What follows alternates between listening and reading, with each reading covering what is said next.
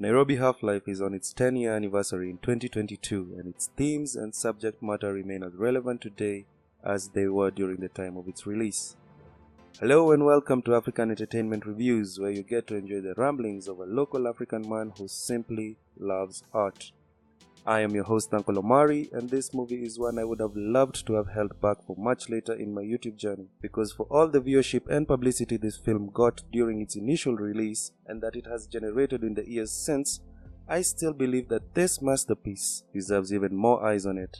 What's even more interesting, and honestly a little disturbing for us as a society, is rewatching it now, especially with all the ongoings right at home, the movie's core messages still ring true. For those who have not yet watched this movie or would love to give it a rewatch, it is available on Netflix right now, so you can catch it right there. I put this here for two reasons. First, because I would love for people to have their first watch through as a pure experience before coming on here for the review.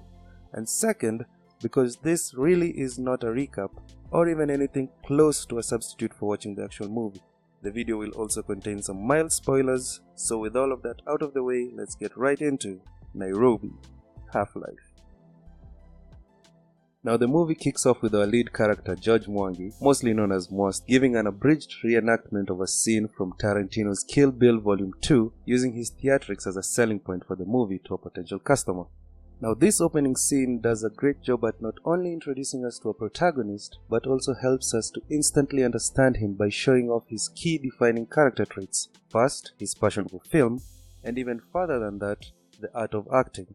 His confidence in performing in front of his customers is well depicted here, and it continues to shine throughout the film's run-through. The scene also honestly shows me that the movie industries have really been slacking in the marketing department. I mean, imagine if movies were actually marketed by live performance like Moas does here, where you get to see... You know what, on second thought, let's put a pin in that.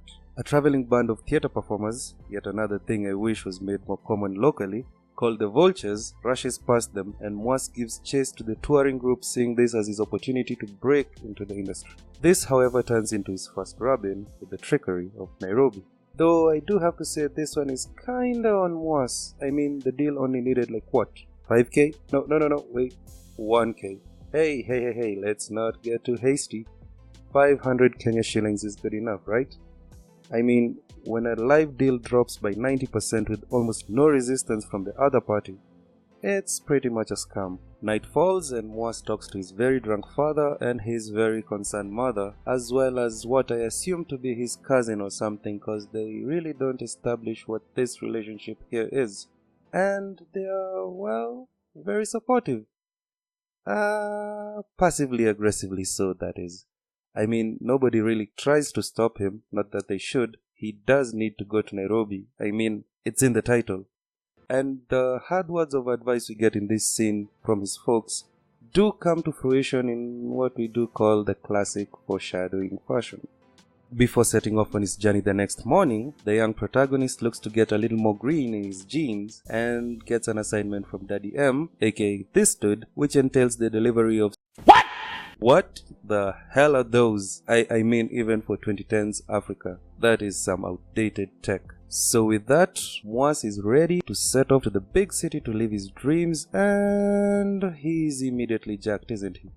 Yep, his pockets are run faster than Omanyala's 100-meter record, and they really did shake homeboy down, leaving him penniless and lost in a city where he knows no one. Moas is so lost he either wanders into Gotham or the Oracle Red Bull Racing Pit. Either way, I'm impressed by the speed of these guys. In typical movie fashion, things go from bad to worse faster than this, and Moas ends up in hold-up for a mix-up after mistakenly running alongside a group of unlicensed hawkers in the Central Business District. This is followed up by what should have been an award-winning performance, which it was. Award-winning, that is. I mean, to literally go through pieces for a performance takes an immense sense of dedication. Hey, when you're in this much shit, nobody can accuse you of half-assing your role. A hustler in lockup called OT takes a keen interest to Moas, and after hearing him out, gives him one of the realest pieces of advice. Alafu kitoka jua Nairobi kutoboa ni Judges. He then follows it up with one of the worst pieces of advice, sending Mwas to a dodgy neighborhood to meet with a man named Dingo. Now for those who don't know the Kenyan slang known as Sheng, Dingo basically translates to thief. To his credit though, Mwas does first pursue his initial leads for an honest acting gig at the National Theatre before following up on Dingo, but that goes just as well as anyone would expect. I did find it kinda weird that this guy wanted to pull off an agency con, yet he told Mwas exactly where to find him. I mean, if he didn't have any genuine intentions to help him from the start, why even point him to your location? Mwas also does another logical thing, which is head to the location where he was supposed to deliver Daddy M's goods and offers to come up with a solution for recompense, which stands at about, 20,000? 20k for these? With no other options open to him, Mwas makes his way to Dingo and is surprisingly set up with a pretty tame job doing handiwork at a small local food joint.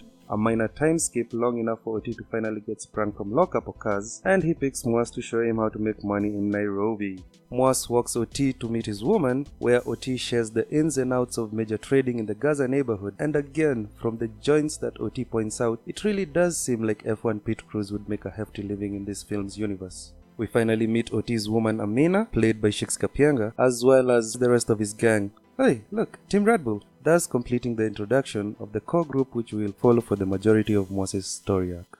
Another time skip occurs, seeing as Mwas has come up with enough money to get some actually decent clothing, and once again he gives his dream a go by attending an audition he earlier eavesdropped on. Have to say though, the actresses in this movie are really mean. Can anyone go for auditions?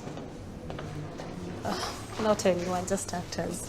Excuse me, is there an audition here? What auditions? I was told to come here on Tuesday afternoon. You're in the right place. Where is Phoenix? What do you wapi? I mean, they all turn Mwas away with such curt answers, and they're not even in contention for the same acting roles. Unless... At the auditions, we get another scene that I absolutely love. Once again, we get to see Mwas acting. I mean, acting as an actor in the auditions, not acting as an actor in the actual film. Or I guess he is kinda doing both. Anywho, this, much like the opening scene and every other acting scene we get with Mwas, has a unique camera placement and the movement is so well done. But here more than that is the dialogue, which does seem a bit on the nose, but you can't help but feel proud of how well it meshes into the film's main story message, albeit being for a different social class. This gives the movie layers of perspective depending on the audience that watches it, and that's just good, efficient writing. Full props to the team of writers who pulled together such a magnificent script. One of my favorite jams kicks in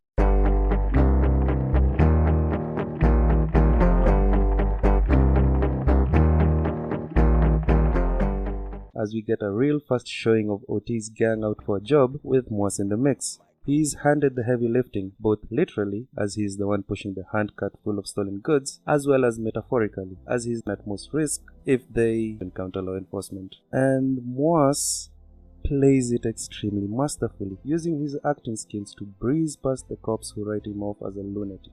The movie from here begins to snowball, with the characters making a series of poor decisions, which is coupled with the savagery of this concrete jungle, and slowly and surely this consumes Mwas, Oti, and the rest of the gang, driving them deeper and deeper into the criminal abyss. In my personal opinion, this is where the film's cinematography shines the most, sucking you into this intense atmosphere with these characters as they maneuver the challenges of abandonment, failure by the system, rejection, economic restraints, greed and corruption, or even just basic survival. And this makes it so familiar to almost all Kenyan citizens regardless of your geographical placement on this beautiful country. So again, I implore you to give this a watch if you haven't, and give it a rewatch if you haven't seen it in a while. See, Nairobi Half Life was released in 2012, directed by Tosh Gitonga on his directorial debut. This absolutely gorgeous movie was his first. The script also has 3 screenwriters, which for most films usually ends up in a jumbled mess of conflicting visions and ideas. However, this movie does not fall to those same pitfalls. It isn't a perfect movie, but the story remains a coherent narrative and it keeps you drawn in throughout.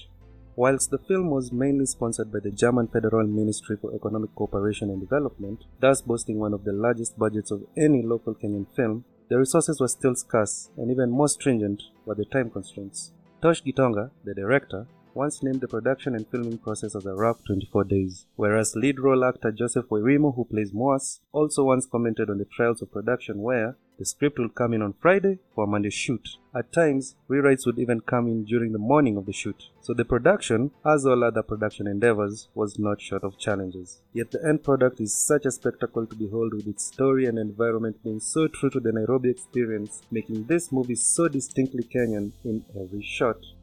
It truly is beautiful to marvel at. And that can be seen clearly in its 89% Rotten Tomato audience score, although admittedly it could definitely use a few more reviews on both the critical and audience sides. Its greatness can also be seen in its achievement as the first Kenyan film to be submitted for entry into the Best Foreign Language Oscars category. However, it didn't quite make the shortlist. The movie also propelled its lead role Joseph to snatching a few awards such as Best Actor at the Durban International Film Festival, as well as Most Promising Actor in the Africa Magic Choice Awards in 2014, with its crew also managing to scoop a few awards at AFRIMA in the categories of Best Cinematographer, Best Lighting Designer, Best Makeup Artist, and Best Art Director, all being well-deserved accolades. Again, this movie does have its faults, but I can't help but hold it in a high awe. And I would love to know what you thought about it down in the comment section below. Now, back in the later 2000s and heading into the 2010s, Kenyan citizens coined the name Nairobi for their capital city, following the rise in criminal activity within the provincial area. In 2012, this felt a whole lot less like a film and more like a mirror being turned back onto the society, a glimpse in what we had been turning into, a man-eat-man society. And today, 10 years later, watching this same flick, you slowly feel as if that same mirror is being turned back towards us.